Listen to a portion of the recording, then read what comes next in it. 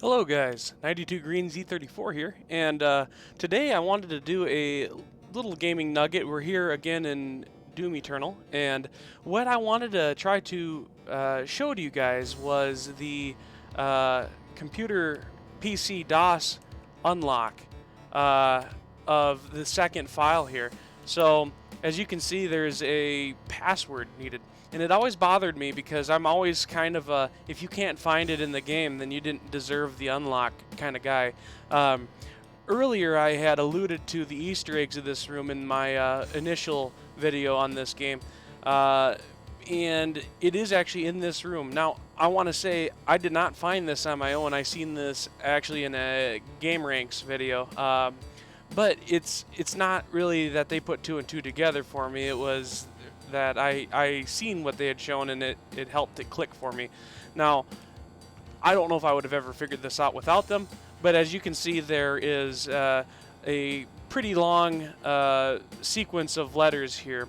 And as they pointed out, it has not hurt me plenty, even though that does fit, which, you know, would have been a good guess. But actually, where the solution to this problem can be found is right here. And it makes sense. So, retcon, the life and times of Flynn Taggart. Now, they're kind of making a reference, and that they helped me understand this as well.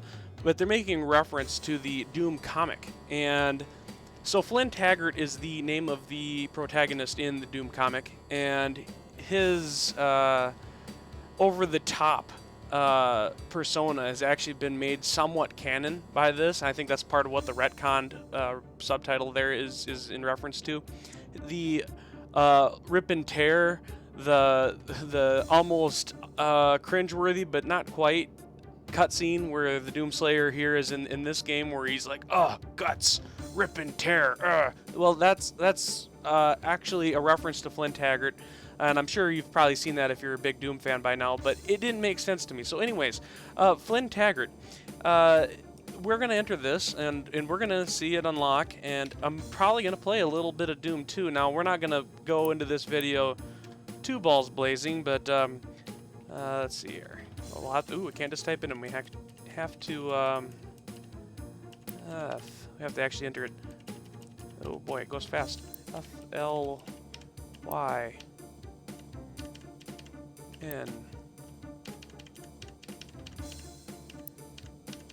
Taggart.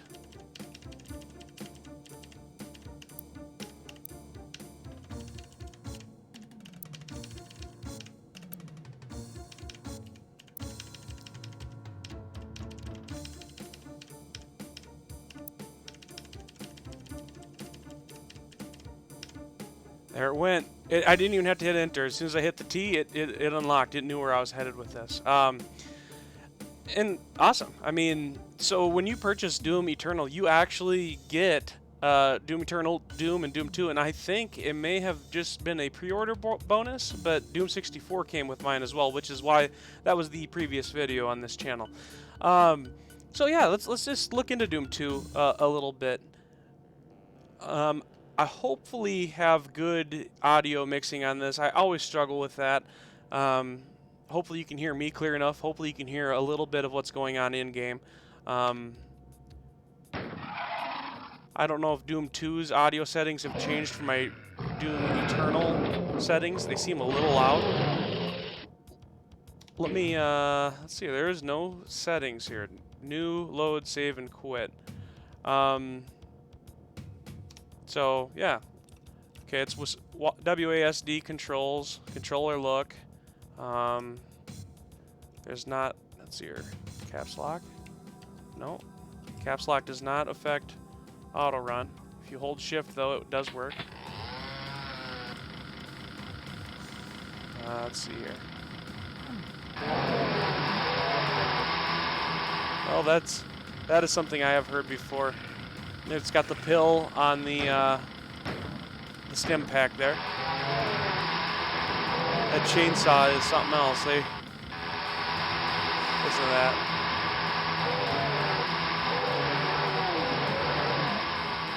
Now, obviously, if you are into Doom, you're going to want to watch a more premium video of this than what I'm going to offer you. And if you're going to do that, I would recommend watching Big Mac Davis's playthrough.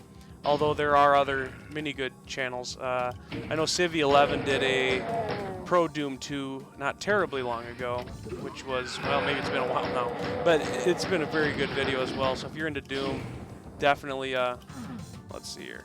What the hell button is it? No, not that one. Well, let's go get our shotgun anyway.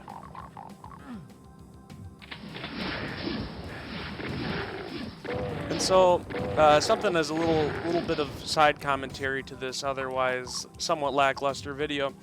I have intentionally lowered the resolution of this from the 1440p I was recording at to hopefully, that's a weird texture, to hopefully recapture some of the file size that I lose. This file always ends up being so big. And I don't like that. It ends up taking forever on my slow internet to upload. So I brought it down to 1080p. Hopefully that reduced quality. Oh, there we go. Hopefully that reduced quality will allow us to better keep the file size under control, because it does get to be pretty large otherwise. It does look horrible on my 1440p monitor. It really messes with it. If you watch 1080p on a 1080p monitor, it does look better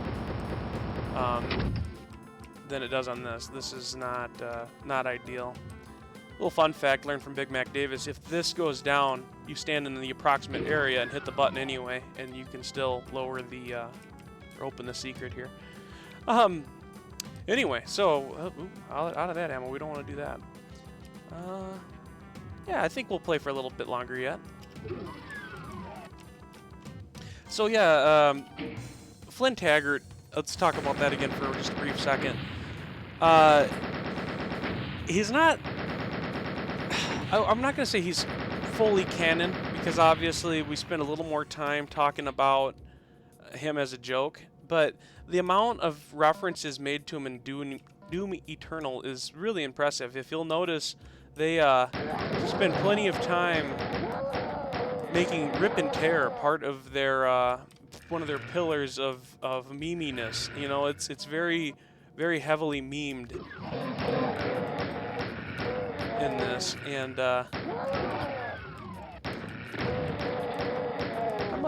I definitely have set this on, I'm sorry, I'm getting a little bit distracted, but I must have set this on just Hurt Me Plenty, I guess. I thought I would have clicked Ultraviolence, but it seems really easy, especially considering I'm not running, consider I'm not paying very, close attention to it.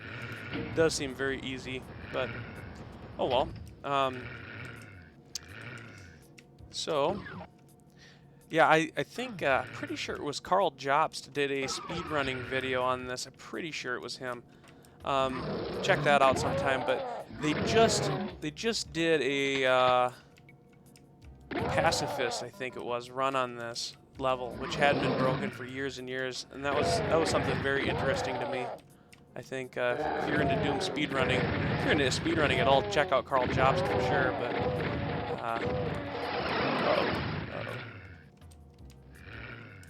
yeah, I better grab that shotgun. We're gonna need that.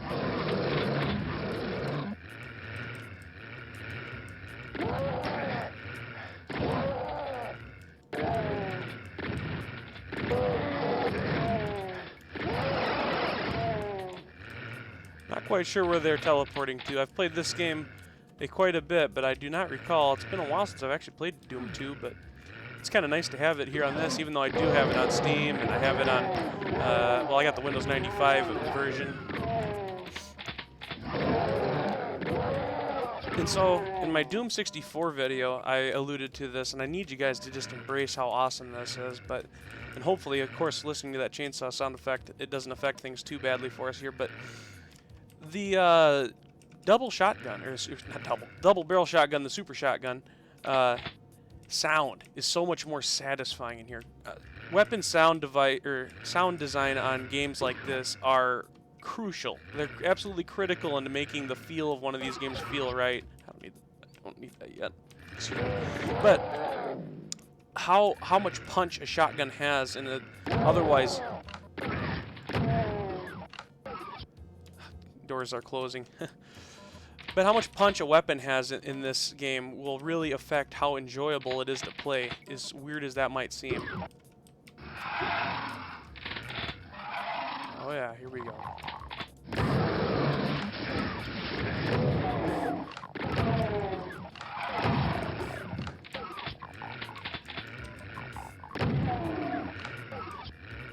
Doors keep opening and closing.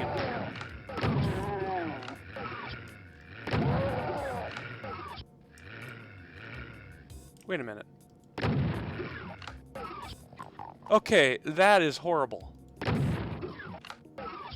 So my amazing shotgun noises, listen. Oh, that is, no. Oh, no, no, no. I was just bragging up. I'm like, why is there a door opening and closing? I thought there was a monster teleporting in or out, and it's not that. It is literally either this particular run on this particular instance on this exact playthrough has something going on with it, and I'll have to follow up on this, and I probably won't do nothing in this video here. I might put in the description below if I hear this again upon reloading the game. But every time I fire the gun, having that rather than having that kind of noise that this thing makes, you get a door opening and closing. Oh, what is that? That is a disaster. There's oh my goodness. We already noticed how bad the chainsaw is. Everybody talks about that, but what is the excuse for that?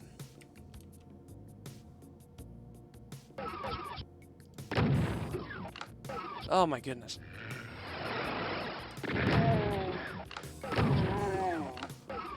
Okay, let's just change weapons once.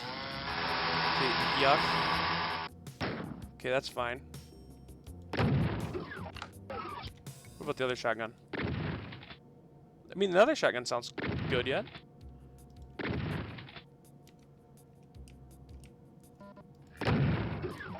Oh my god. Okay, I'm sorry, that's kind of hijacked this gameplay. That just completely just throws me off 100%. It shouldn't be that big a deal, but man, one of my favorite things about Doom 2, one of my favorite things, and I even, like I said, I brought it up in my Doom 64 video, is, you know, the sound design of the super shotgun. I mean, that matters. If you're going to be a big fan of Doom, you got to enjoy that punchy, just meat and potato sound. I mean, it still has a nice boom to it, but the meat and potatoes of the super shotgun is its sound. I mean, well, and its insane stopping power. I mean, everybody loves that, but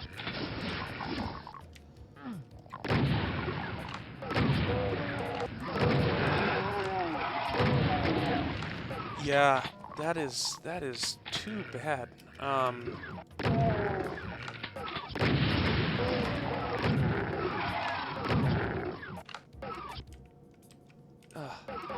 I mean, oh, that's something else. Yeah, I'm sorry, my commentary has just went off rails here. All the shotgunners in this area, you can just see why this game would be important. I mean, I'm gonna load up the next video or the next level, and we're gonna shoot it, see if the sound reloads, see if that helps. But I think we'll probably end it after that. And of course, we're playing this all in Doom Eternal. I mean, you'll have to look at the left and the right-hand side of the screen. You'll see we're literally in the man cave playing it on this 90s PC. I love that we're playing it in a 4:3 aspect ratio. Or, you know, what is it, 5:4, 4:3? I don't know. I digress. A very retro square screen. It is in an orientation that you would expect it to be on a retro PC. So I appreciate that very much. Nope. Sound is still awful. What is this mess? This is a disaster. As much as I could literally play Doom all day. Maybe I'll do a dedicated video to Doom 2 on a separate gaming nugget thing. This gaming nugget here is dedicated more to the Flint Taggart Easter egg. The fact that you can find it in-game, sort of. It's not like it comes right out and gives it to you, but, you know, if you're going, what would your password be? Well, it might be your name, and, well, Flint Taggart might be his name, or at least it has some canonicity to it. So, It's fun. It's a fun Easter egg. I think that it makes sense. It drove me absolutely insane. I know that Doom Eternal is a game that came out in a time period where you should expect to, if you, they know. We live in an age that if you have a problem, you hop on the internet and you Google it, if you will. And while when Doom came out, the internet certainly did exist, and people who would have been tech savvy may have still been able to use that as some sort of resource to find out hidden Easter eggs and whatnot. The implication to this is that Doom was very, very, very popular, and far more people would have played Doom than would have had savvy knowledge on communicating on the internet to get answers. And the global situation of everybody knowing everybody has made a password like that something that you should not have problem finding. Of course, day one you could have Googled it and found the answer to that, but I think it's very noteworthy that there is indeed an in-game sort of method to the madness to give you something to go off of to solve that problem for yourself. Anyway, I know that's a bit of a ramble. This is just the shotgun. I think that shotgun we will have to, I'll comment on after I'll reload the game here. But that pretty much concludes this little playthrough. Actually, let's just save it. We'll call it shotgun. Well, we won't get to, we can't label it. Let's see here. Okay.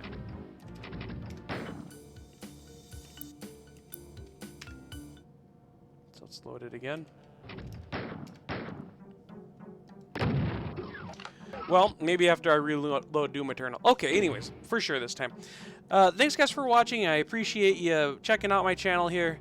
And as always, have a good day.